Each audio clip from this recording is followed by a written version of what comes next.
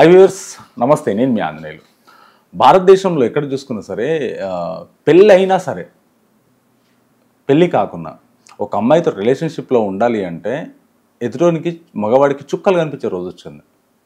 పెళ్ళైనాక కూడా లాస్ట్కు కోర్టు ఇచ్చే నిర్ణయానికి ఆత్మహత్య చేసుకునే సిచ్యువేషన్కి వచ్చిందంట.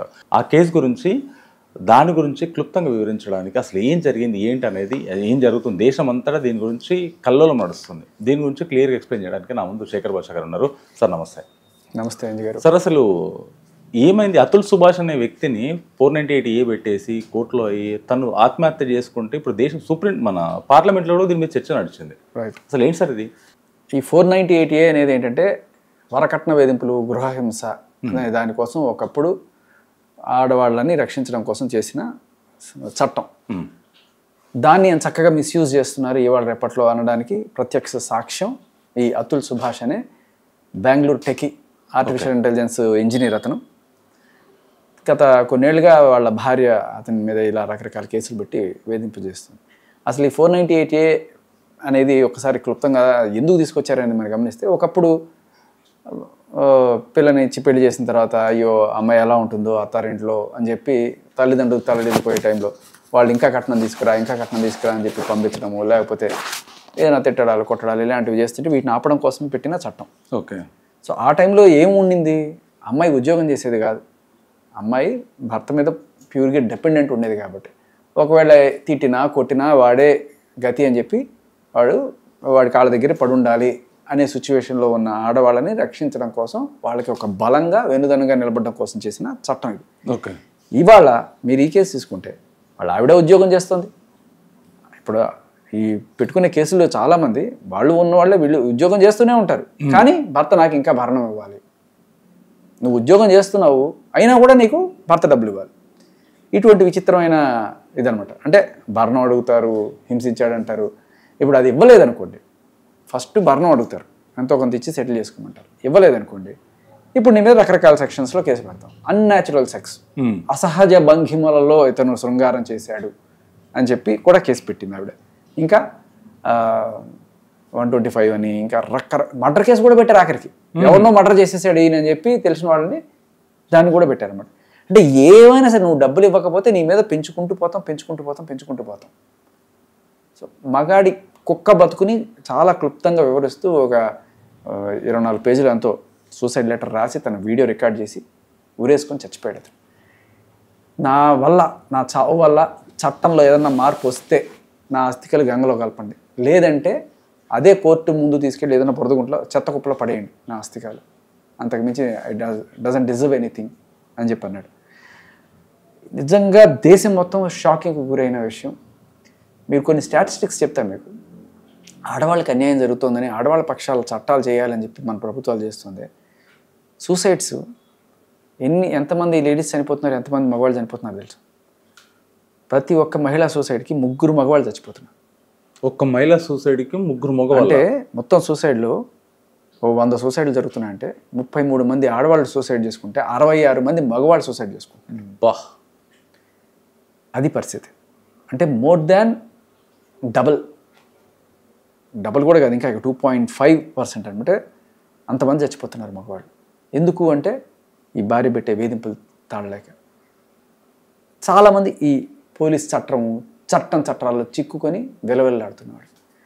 సరే, దీనికి ఉన్న పళంగా చట్టాల్లో మార్పులు తీసుకురావాలి, ఖచ్చితంగా తీసుకురావాలి. పోలీస్ వ్యవస్థలో సమూలమైన ప్రక్షాళన జరగాలి. ఇది ఏం జరుగుతుంది అంటే, ఒక ఆవిడ వెళ్ళి కేసు పెట్టేస్తే పోలీసు కనుక దాన్ని తీసుకొని వాడిని పిలిచి, అరే నీ మీద కేసు పెట్టింది, నీకు 2 జైలు శిక్ష పడుతుంది, అది ఇది అని చెప్పి వాడి దగ్గర నుంచి డబ్బులు వసూలు చేయడం, వాళ్ళకి కొంత ఇవ్వడం, వీడు కొంత పెట్టుకోవడం, ఇలాంటి వాటికి అలవాటు పడ్డ కొంతమంది పోలీస్ ఆఫీసర్స్ ఇదే బాగుంది, పెట్టమ్మా నువ్వు కేసులు పెట్టు, మేము ఉన్నాం కదా అని చెప్పి వాళ్ళతో పెట్టేసాడు. ఇది ఒకటే కాదు, 498 అనే కాదు, రేపు కేసులు పెడతాడు ఫేక్గా. ఇప్పుడు మనం చూస్తున్నాం కదా, ఒక రాజతరుణ్, ఒక జానీ మాస్టర్ కేసు, ఒక హర్ష సాయి కేసు, ఇంకా కొంతమంది చాలా ఉన్నాయి. ఇంకా మన దగ్గర మీడియా ముందు కేసులు చాలానే ఉన్నాయి. అంటే నేను కొన్ని పేర్లు కూడా చెప్పలేను, వాళ్ళు బయటకు రావాలనుకోవట్లేదు. సో ఇలా వాళ్ళు ఏ స్టేజ్కి వెళ్ళిపోయారంటే, నిన్నగాక మొన్న ఒక అబ్బాయి సూసైడ్ లెటర్ రాసి నా దగ్గర ముందు మీకు చూపించాలనుకుంటే నేను మీకు పంపించండి, డిస్ప్లే చేస్తాను. వాడికి పెళ్ళి కొడుకున్నాడు. సరే, ఫస్ట్ భార్యతో ఏదో తెగతింపులు అయిపోయింది. తర్వాత వాళ్ళ వరుస అయిన మరదలే ఒక ఆవిడే, నేను నిన్ను పెళ్లి చేసుకుంటాను, నువ్వంటే నాకు ఇష్టం బావ, నీ కొడుకు నా కొడుకులాగా చూసుకుంటానా, అది ఇది అని చెప్పి అతన్ని పెళ్లి చేసుకుందాం అనుకుంటే వాళ్ళ ఇంట్లో వాళ్ళు ఒప్పుకోవాలి. అరే వాళ్ళ ఫ్యామిలీలో ఇంతకుముందు కేసులు పెట్టున్నారు, వాళ్ళ అక్క ఇలాగే 498 ఏవో పెట్టింది కాబట్టి వాళ్ళ జోలికి వద్దు అని చెప్పినా కూడా వీడు వినకుండా బొక్కబొరలా పడితే ఫైనల్గా ఏమైంది, వీడిని మీ అమ్మ వాళ్ళు వద్దంటే మేము చూసుకుంటామని చెప్పి ఎల్లరికల్లాగా పట్టుకెళ్ళిపోయి అక్కడ పెళ్లి చేసి వీడితో ఒక నెల రోజులు 40 రోజులు కాపురం చేయించిన తర్వాత ఏమైనా వీళ్ళు దిగట్లేదు, వీళ్ళ అమ్మ వాళ్ళు ఆస్తి వస్తుంది అనుకున్నారు, రావట్లేదు, ఏం చేసినా రావట్లేదు అనేసరికి వీడు ఎందుకు మనకి ఇంకా పనికిరాడని చెప్పి ఆడిని 4 తన్ని వాడితో బలవంతంగా ఈ పెళ్లి చెల్లదు అని చెప్పి ఒక అగ్రిమెంట్ రాయిపించుకొని విడాకులు అక్కడ ఒక పోలీస్ ఎస్ఐ కూడా ఇంకో లేకపోతే సిఐఓ ఇంకొంతమంది పెద్ద మనుషులు అంటే సర్పంచ్కి వీళ్ళే కలిసి విడాకులు రాసి ఇచ్చేసి ఆ విడాకులు అయిపోయింది నీకు, దీనికి గాను 5 లక్షలు నువ్వు కట్టాలని చెప్పి వీడి దగ్గర నుంచి 5 లక్షలు అఫీషియల్గా వాళ్ళకి ఇప్పించి ఇంకా పై ఖర్చులకి ఎస్ఐకింత సిఐకింత లేకపోతే అక్కడ పనిచేసే వాళ్ళకింత వీళ్ళకింత అని చెప్పి ఆ పెద్ద మనుషులకింత తలా 10,000 తలా పాపం తెలా పిడికిడు అన్నట్టు మొత్తం దోచేశారు వాడిని లిటరల్లీ. 11 లక్షలు 12 లక్షల దాకా వదిలిపోయింది వాడికి మొత్తం.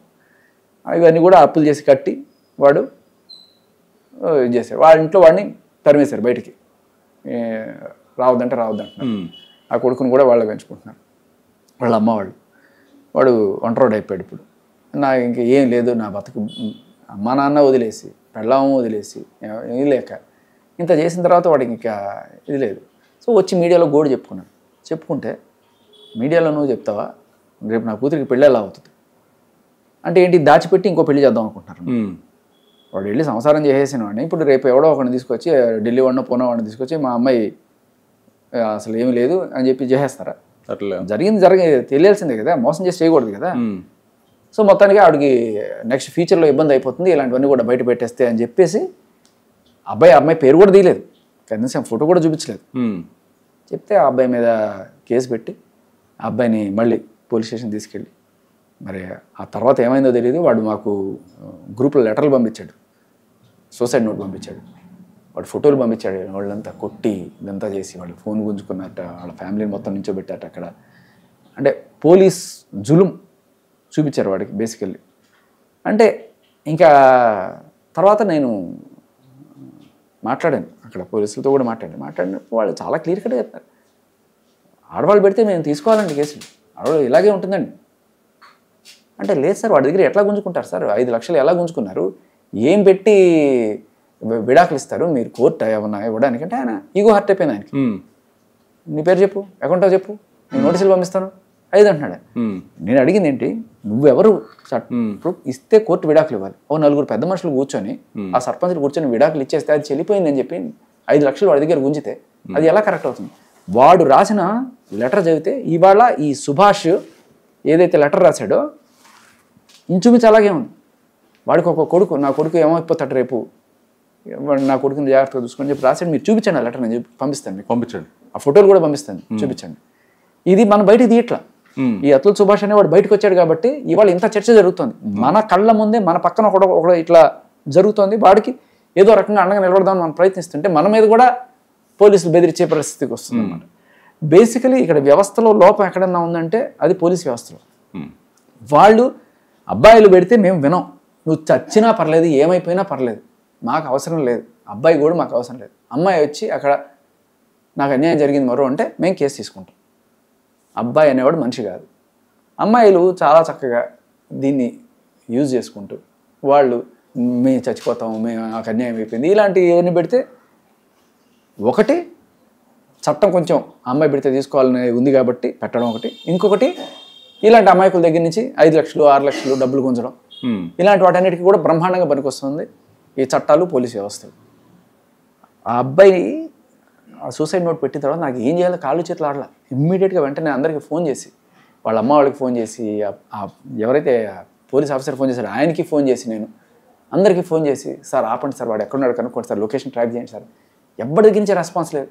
ఆఖరికి మన ఎస్ఆర్ నగర్ పోలీసులకు ఫోన్ చేశాను నేను, చేసి సార్ ఇది కూడా సార్ నేను మొత్తం అన్ని పంపించాను వాళ్ళకి, పంపించి అర్జెంట్గా ఏదో ఒకటి చేసి కాపాడండి. అదేమో ఆంధ్ర లిమిట్లోకి వస్తుంది వాడు ఉన్నది, మనదేమో తెలంగాణ పోలీసు. పాపం అయినా అప్పటికి మన పోలీసులు ట్రాక్ చేసి పలానా ఎక్కడో ఉంది అని చెప్తే సరే నేను వాళ్ళకి చెప్తే లొకేషన్ వెళ్ళి ఆమెను మొత్తాన్ని పట్టుకొని సో అప్పటికే ఆల్రెడీ ఏదో మాత్రం మింగేసట, తీసుకెళ్ళి హాస్పిటల్ చేర్చారు. మొత్తానికి బతికాడా లేడా, తర్వాత ఏమయ్యాడు వాడి ఫోన్, ఒక మెసేజ్ వాడి దగ్గర నుంచి ఏమైపోయాడు కూడా తెలియదు. ఇది మన కళ్ళ ముందు, మన చుట్టుపక్కల కూడా ఉన్నారు ఇలా సూసైడ్ చేసుకునే బోల్డ్ మంది ఉన్నారు. కానీ ఇవాళ ఒక అతుల్ సుభాష్ అనే అతను హైలైట్ అయ్యాడు. మంచిదే, డిస్కషన్ నడుస్తుంది. ఇదే ఇక్కడ కూడా జరుగుతుంది. ఇంకోటి చచ్చి శవం అయితే తప్ప మీరు పట్టించుకోరా, వీడు చావలేదు కాబట్టి లేదు, చచ్చిపోయి ఉంటే ఏంటి పరిస్థితి? చాలా చాలా నేరో దీంట్లో పోయింది. చచ్చిపోయేవాడు అలా టాబ్లెట్ మింగాడని చెప్తున్నారు కదా. సో ఇది జరుగుతున్నాయి. ఇది మన చుట్టుపక్కల వాళ్ళకి జరుగుతుంది, మనకి జరుగుతుంది. రేపు ఈ చట్టాలను మనం మార్చుకోకపోతే, ఈ పోలీసు వ్యవస్థ వ్యవహరించే తీరు మగాడి పట్ల, వాడేమన్నా రేప్ చేశాడా, మర్డర్ చేశాడా, డ్రగ్స్ స్మగ్లింగ్ చేశాడా, ఆఖరికి డ్రగ్ పెడ్లర్ అయినా కూడా అమ్మాయి వచ్చి కేసు పెడితే తీసుకుంటున్నారు కదా. డ్రగ్ పెడ్లర్ అయినా సరే, డ్రగ్ అబ్యూస్ చేసినా ఆమె స్పృహలో ఉంటుందో ఏం చేస్తుందో కూడా తెలియదు. ఏమైనా సరే అమ్మాయి నువ్వు వచ్చి పెట్టు, మేము వాడి దగ్గర నుంచి అంత కొంత గుంజుతాం. ఇదే పోలీస్ వ్యవస్థ చేసే పని. ఆఖరికి జడ్జి 5 లక్షలు తీసుకున్నారని చెప్పి ఈ అబ్బాయి దీంట్లో రాశాడు. తన మరణ వాంగ్మూలంలో ఈ అతుల్ సుభాష్ అనే అతను, జడ్జి 5 లక్షలు డిమాండ్ చేసింది నన్ను, ఈ కేసు నేను ఇది చేస్తాను. పెడతారయ్యా అమ్మాయిలు అన్నాక ఇట్లాగే పెడతారు కేసులు. అంటే అలవాటు పడండి అంటున్నారు మనల్ని. ఈ భరణం అనేది నిజంగా నేను చెప్తున్నా కదా, మనం ఇది మార్చుకోకపోతే, అంటే మార్చుకోవాలి అనేది ఏదో ఒక మాట, కానీ ఇవాళ ఈ కేసు వల్ల పార్లమెంట్లో డిస్కషన్ జరుగుతుంది. అవును, దానికి కారణం మీరు మీడియా వాళ్ళందరూ కూడా. ఎందుకంటే ఇవాళ మన ఇంటర్వ్యూ జస్ట్ అతుల్ సుభాష్ దగ్గర, ఇది కూడా హైలైట్ చేయండి, నేను మీకు పంపిస్తాను. 100% ఆ రెండు నేను పెడతాను. నేను చూపించండి, వాడి ఫోటోలు కూడా చూపించండి, ఎలా కొట్టారు వాడిని, ఏం చేశారని చెప్పి ఇవన్నీ చూపించండి. ఇంత దారుణమైన దాష్టికం జరుగుతుంటే మనం పట్టించుకోకపోతే ఇలాంటి ఎంతోమంది అతుల్ సుభాష్లు, ఇలాంటి ఎంతోమంది పిల్లలు చచ్చిపోతారు. డబ్బే కావాలి నాకు, కేసు వచ్చింది, డబ్బులు ఏ రకంగా వసూలు చేయొచ్చు, ఇలా తయారవుతున్నారు పోలీస్ ఆఫీసర్లు చాలామంది. ఆఖరికి ఇంకొంతమంది అమ్మాయిలు ఎవరైతే పోలీస్ ఆఫీసర్లకి మేము కేసు తీసుకోమంటే వాళ్ళే సమర్పించుకుంది. Honey traps. సార్ మీరు సార్ న్యాయం కావాలి సార్, అక్కడ రండి సార్, బయటికి రండి సార్, అక్కడ మాట్లాడుకుందాం సార్, పార్క్లో మాట్లాడుకుందాం సార్, హోటల్లో మాట్లాడుకుందాం సార్ అని చెప్పి అక్కడ వాళ్ళని పిలిచి వాళ్ళని ట్రాప్ చేసి వాళ్ళతో పని చేయించుకోవాలి ఎస్ఐలతోటి. లేకపోతే వాళ్ళని బ్లాక్మెయిల్ చేయడం, ఇదిగో నువ్వు నన్ను ఇలా చేసావు కదా, ఫోటోలు వీడియోలు కాల్ రికార్డ్స్ ఉన్నాయి, అది పెట్టుకుని నేను బ్లాక్మెయిల్ చేస్తాను. ఇలా 100 మంది ఎస్ఐలు కూడా బ్లాక్మెయిల్కి గురవుతున్నారు లిటరల్లీ. ఎందుకంటే ఒక డ్రగ్ పెడ్లర్ మీద ఈ రోజు దాకా చర్యలు లేవు, కేసు ఏమైందో ఎవరికి తెలియదు. ఎందుకంటే దెర్ ఈజ్ ఎ సస్పెక్షన్ దట్ ఎవరో పోలీస్ ఆఫీసర్తో వీడికి లింకులు ఉన్నాయి, అందుకని చర్యలు తీసుకోవట్లేదు. వ్యవస్థ భ్రష్టు పట్టిపోతుంది. సరైన గైడ్ లైన్స్, ఒక చట్టం అనేది ఒక ముళ్ళకర్రలాగా పనిచేయాలి. ఎవరన్నా సరే ఆఫీసర్స్ తప్పు చేస్తుంటే వాళ్ళని సరైన దారిలో పెట్టేట్టు మన గైడ్ లైన్స్ ఉండాలని తప్ప, చట్టం చేసేసాం 498 దండుకోండి రా, కేసు పెట్టుకోండి దండుకోండి. ఆవిడెవరో కర్ణాటకలో 3 లక్షలు 3 కోట్ల దాకా గుంజిందట 7 మంది దగ్గర. అంటే మిమ్మల్ని పెళ్లి చేసుకొని మీ దగ్గర నుంచి భరణం తీసుకుంటుంది, అయిపోయింది, విడాకులు అయిపోయింది. తర్వాత ఇంకోటి పెళ్లి చేసుకుంటుంది, వారి దగ్గర నుంచి భరణం. ఇదేదో బాగుంది కదా, ఉద్యోగాలు మానేసి ఇదే పని చేసుకోవచ్చు కదా, ఇది ఒక ఇండస్ట్రీగా మారిపోయింది. అంతే కదా. దీని నుంచి మగాడు భయపడే సిచ్యువేషన్ వచ్చింది. పెళ్ళి అంటే వద్దురా బాబు అని చెప్పి అనుకునే సిచ్యువేషన్ ఉంది. నిజంగా పెళ్లి చేసుకోవాలనుకుంటే, నేను ఒక మాట చెప్తున్నా, ఇది కొంత ఎగ్జాగరేషన్ అనుకోవచ్చు, ఈ హిందూ మతం అనేది సనాతన ధర్మం ఎప్పటి నుంచో ఉంది, యుగాల నుంచి ఉంది. ఈ స్వతంత్రం వచ్చిన తర్వాత నెహ్రూ గారు లేకపోతే ఇంకోళ్ళు ఎవరెవరో కూర్చొని నేనే పెద్దరికం భుజాన్ని వేసేసుకుని ఆయనే హిందూ వివాహ చట్టాన్ని రాసేశారు. హిందూ వివాహ చట్టం ప్రకారం ఇది ఇది ఇది అని చెప్పి. అంతకుముందు మా తాతలు ముత్తాతలు 2-3 పెళ్లి చేసుకున్న వాళ్ళు కూడా ఉన్నారు. ఇప్పుడు వేరే మతంలో పెళ్లి చేసుకుంటున్నారు. కానీ హిందూ వివాహ చట్టంలో చేసుకోవాలి అని నేను అనట్లా. కానీ చట్టాలు రాసేటప్పుడు గుత్తాధిపత్యం తీసుకున్నారు. ఏం హిందువులు ఇక్కడే ఉన్నారా? నేపాల్లో లేరా? శ్రీలంకలో లేరా? కాంబోడియాలో లేరా? థాయిలాండ్లో లేరా? వాళ్ళ మరి నీ చట్టం అందరికీ వర్తిస్తుందా? ఏదో భారతదేశంలో ఎక్కువ మంది హిందువులు ఉన్నారు కాబట్టి గుత్తాధిపత్యం తీసుకొని ఇష్టం. అలాగే గుళ్ళ మీద కూడా పెత్తనం మీరు చూస్తుంటారు చాలా చోట్ల. వాళ్ళ ఇష్టారాజ్యం అయిపోతుంది అనమాట. అంటే హిందూ అంటే మంది మన ఇష్టం వచ్చినట్టు చేసుకోవచ్చు. పొలిటీషియన్స్ కావచ్చు, గవర్నమెంట్ కావచ్చు, మన ఇష్టం వచ్చినట్టు చట్టాలు చేసుకోవచ్చు, ఏమైనా చేసుకోవచ్చు. ఇప్పుడు ఒక పెళ్లి జరుగుతుంది అనుకోండి, అబ్బాయికి అమ్మాయికి పెళ్లి జరుగుతుంటే హిందూ మ్యారేజ్ ప్రకారం ఏముంటుంది? దండలు వేసుకున్నామా, తాళి బొట్టు కట్టామా, బొట్టు పెట్టుకున్నామా, వేలు పెట్టుకొని ఉండం చుట్టూ తిరిగామా, ఇవన్నీ చెప్తున్నారు తప్ప అరే పెళ్లి చేసుకుంటే నీ పెళ్ళాని మీద నీకు ఈ బాధ్యతలు ఉంటాయి, రేపు డైవర్స్ అయితే నువ్వు ఇంత డబ్బులు ఆవిడ కట్టాల్సి వస్తుంది, నువ్వు సరిగ్గా చూసుకోకపోతే ఆవిడ నీ మీద కేసు పెడితే నిన్ను నీ ఫ్యామిలీని లోపలేస్తారు, ఇవన్నీ వాడికి చెప్తున్నారా? వాడిని ఎడ్యుకేట్ చేస్తున్నారా? ఏమీ లేదు. పెళ్లి చేసుకునేప్పుడు అంతా అసలు దానికి నేను ప్రాణం నీకు అది ప్రాణం అన్నట్టుగానే ఉంటుంది, ఎవ్వడికి ఏముండదు. పెళ్ళయిన తర్వాత ఏదో ఒక గొడవ వస్తుంది, ఆ గొడవ చిరిగి చాటయి వీడిని అంటే ఆవిడ తప్పున్నా వీడేం చేయలేడు, కానీ వీడి తప్పు ఉంటే మాత్రం వీడి తప్పు లేకపోయినా ఆవిడ ఆశ తీరకపోతే వీడిని ఇష్టపూర్వకంగా కేసులు పెట్టి ఆడుకోవచ్చు. ఈ చట్టాలు ఉన్నాయిరా బాబు అని చెప్పి పెళ్లికి ముందు పురోహితుడు ఏదో తెలియని మంత్రాలు చదువుతుంటాడు. మాంగళ్యం తంతురానైనా హోజీవన హేతునా కంటే బద్ద ఎవరికి అర్థమవుతాయండి ఆ మంత్రాలు? నిజంగా చెప్పాల్సింది ఏంటి? ఇదిగోరా 490 అంటే ఇది, హజ భంగిమల్లో చేస్తే ఇది, లేకపోతే దీనికి కేసు, దీనికి కేసు, దీనికి కేసు, దీనికి కేసు, ఇవి కదా వాడికి ఎడ్యుకేట్ చేయాల్సింది. అర్థం కాని భాషలో ఏదో మంత్రాలు చదివితే ఏం అర్థం అవుతుంది వాడికి? రేపు ఇలాగే సూప్లో ఇరుక్కుంటాడు. భరణం అనేది అసలు చాలా చక్కగా ముద్దుగా వాడుకుంటున్నారు అనమాట. ఇది ఒక అంటే నేను పెళ్లి చేసుకుని నీ దగ్గర నుంచి, వాడిని పెళ్లి చేసుకుని వాడి దగ్గర నుంచి, ఇదే పని. దీన్ని ఆపడానికి, అడ్డుకట్ట వేయడానికి మన చట్టాలు ఏం లేవు. అంటే నువ్వు పెళ్లి చేసుకున్నావు, గుళ్ళో బొట్టు పెట్టావా అయిపోయింది పని, అయిపోయింది. లేకపోతే తాళి కట్టావా అయిపోయింది ఈ పని, ఇంక నువ్వే అంతా నువ్వే చూసుకోవాలి. నేను ఉద్యోగం చేయను, సద్యోగం చేయను, నువ్వు నన్ను పోషించుకోవాలి. అలా కాదు కదా. ఇవాళ రేపట్లో అందరూ చదువుకుంటున్నారు, ఇద్దరు బాధ్యత తీసుకోవాలి ఫ్యామిలీకి. 2 చక్రాలు కదిలితేనే కదా ఎద్దుల బండి కదిలేది. అంతే కదా. ఇది ఎవరు చెప్తున్నారు? లేదమ్మా మీరు ఏమన్నా చేయొచ్చమ్మా, ఓకే రై నువ్వు జాగ్రత్తగా ఉంటారా. ఇప్పుడు జరుగుతున్నది ఇది. ఒకవేళ మీరు హిందూ వివాహ చట్టం ప్రకారం పెళ్లి చేసుకుందాము అనుకుంటే చట్టాలు ఏం లేవు, బట్ నార్మల్గా మీరు చేసుకున్న పెళ్ళి హిందూ చట్టం ప్రకారం వస్తుంది. హిందువులు అయితే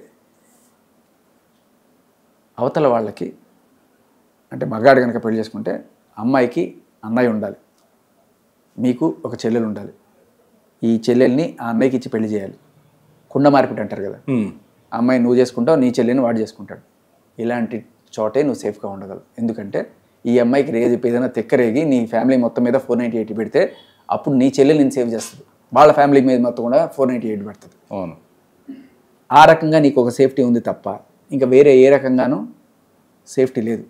హిందూ మ్యారేజ్ యాక్ట్లో మీరు చేసుకోవాలంటే కొండ మార్పిడి తప్ప వేరే ఇది లేదు. చెప్తున్నది ఇది నిజం. నిజం. ఏ రకమైన సాక్ష్యాలు అక్కర్లా. ఆ పోలీస్ ఆఫీసరు కొంచెం ఆ డబ్బులు వస్తాయి వీడిని ఏదో ఒకటి సెటిల్ చేసుకోవచ్చు అని చెప్పి అనుకుంటే ఇంకా అయిపోయింది పని, బతుకు బస్ స్టాండ్. అంతే. చట్టాలు అలా ఉన్నాయండి అని చెప్పి అంటారు వాళ్ళు. కానీ మనం ఇక్కడ ఎడ్యుకేట్ అవ్వాలి. ఎక్స్పెక్టేషన్స్ ఏంటి, బాధ్యతలు ఏంటి, హక్కులు ఏంటి, ఇద్దరికీ కూడా సమానంగా మనం చెప్పాలి. అది ఎక్కడ చేస్తున్నాం మనం? ముస్లిం వివాహం చూడండి, నికానామా అని ఉంటుంది. నికానామాలో అవును మొత్తం రాసుకుంటారు అగ్రిమెంట్. ఒకవేళ వదిలేసుకునే పరిస్థితి వస్తే నేను నీకు ఎంత ఇవ్వాలి, లేకపోతే నువ్వు నాకేమన్నా ఇవ్వాలా, నువ్వు ఎంత ఇస్తున్నావు, మొత్తం నికానామా రాసుకుంటారు. చాలా క్లియర్ కట్ అగ్రిమెంట్. ఒక రిలేషన్లోకి ఎంటర్ అయ్యే ముందు కావాల్సింది అర్థం కాని మంత్రాలు, అర్థం కాని ఇవి కాదు. రేపు ఫ్యూచర్లో ఈ మంత్రాలును ఈ తాళిబొట్లు వాడిని ఏమి సేవ్ చేయవు. అలా నేనేమి ఆచారం తప్పన్న చెప్పట్లా, చేసుకోండి, కానీ దాంతోపాటు వాడిని ఎడ్యుకేట్ చేయండి ఇది అవుతుంది అని. లేదు అమ్మో నా వల్ల కాదు, ఈ చట్టాలు నేను భరించలేనుకుంటే పెళ్లి చేసుకోవడం మానేస్తాడు వాడు అంతే క్లియర్ కట్గా. లేకపోతే మతం మరి ఆ మతంలో చేసుకోండి అయ్యా, నీకు నువ్వు క్లియర్ కట్గా అగ్రిమెంట్ రాసుకోవచ్చు, నికానామా రాసుకోవచ్చు అని చెప్పి. నికానామా, నికా అంటే పెళ్లి, నామా అంటే వీలునామా లాగా, వీలునామా జస్ట్ మ్యారేజ్ అగ్రిమెంట్. ఎవరికి తోచిన అగ్రిమెంట్ వాడు రాసుకుంటాడు అక్కడ, దానికి సాక్షులు సంతకాలు పెడతారు. రేపు ఈ అమ్మాయి వెళ్ళి కోర్టులో కేసేసి నాకు నా మొగుడు నుంచి డైవర్స్ కావాలి, వాడు వేరే అమ్మాయితో అక్రమ సంబంధం పెట్టుకున్నాడు అని చెప్పి ఒక ముస్లిం అమ్మాయి వెళ్ళి కోర్టులో కేసేస్తే చెల్లదు. ఎందుకంటే వాళ్ళ చట్ట ప్రకారం ఉంది కదా, వాళ్ళ చట్ట ప్రకారం ఇంకోటి చేసుకోవచ్చు. కానీ అదే హిందూ చట్టం ప్రకారం ఆయన ఇంకొక అమ్మాయిని చేసుకున్నాడు అంటే వెళ్ళి ఈమె కేసు పెడితే వాడిని ఇచ్చేయడు. ఇంకొకటి అక్కడితో పాకుండా 498 పెట్టి భరణం, ఇంటరిమ్ రిలీఫ్ కోసం భరణం అడగచ్చు. ఇక్కడ అడగడానికి లేదు ముస్లిం చట్టంలో. ఎందుకంటే ఒకవేళ నువ్వు విడిపోవాలనుకుంటే విడిపో, నీకు ఎంత ఇవ్వాలో చట్ట ప్రకారం నేను రాశాను కదా అంత ఇస్తా, అయిపోయింది. దీనికి మధ్యలో కోర్టులు గిట్లు ఏమో ఒకవేళ వెళ్ళి ఛాలెంజ్ చేసినా ఇదిగో నికానామా అగ్రిమెంట్ ఉంది. ఇలాంటి అగ్రిమెంట్లు మన దీంట్లో కూడా రావాలి, దానికి లీగలైజేషన్ రావాలి. లేకపోతే ఇలా ఫుట్బాల్ ఆడుకుంటారు మళ్ళీ. మీరు ఇలా మ్యారిటల్ అగ్రిమెంట్ ఆర్ ఎల్స్ రిలేషన్లో ఉండే వాళ్ళకి కూడా ఇదే ప్రాబ్లం. ఎందుకంటే రిలేషన్ ఉన్నప్పుడు రేప్ కేసులు పెడుతున్నారు. అవును, ఏదో 6 నెలలు ఏడాది లివింగ్ రిలేషన్లో ఉండి రేప్ కేసు పెడుతుంది ఇంతవరకు. అదే కదా, హైకోర్టు సుప్రీంకోర్టు ఆల్రెడీ దీని మీద మొన్న తీర్పు వచ్చిందిగా.